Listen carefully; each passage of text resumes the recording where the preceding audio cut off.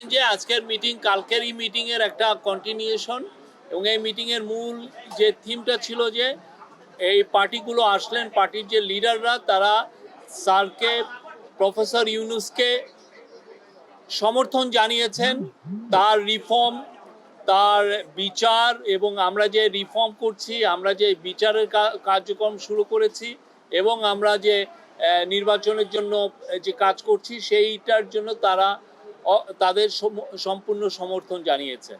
R at the same time তারা বলেছেন যে তারা আমাদের চিফ অ্যাডভাইজার এবং আমাদের যে ইন্টারিম গভর্নমেন্টের পাশে থাকবেন। এটা ছিল মূল মেসেজ।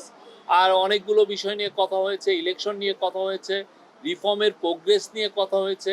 ইলেকশন নিয়ে কেউ স্যার আবারও জানিয়েছেন যে তিনি ইলেকশন ডিসেম্বর থেকে জুনের মধ্যে করবেন এবং 30শে জুনের ওই পারে যাবে না, ইলেকশনটা 30শে জুনের মধ্যে হবে, উনি আবারও জানিয়েছেন এবং এতে সবাই সন্তোষ প্রকাশ করেছেন। এই ছিল আজকের মূল মিটিংয়ের খুবই আমি সংক্ষিপ্ত সার যদি বলি, এটাই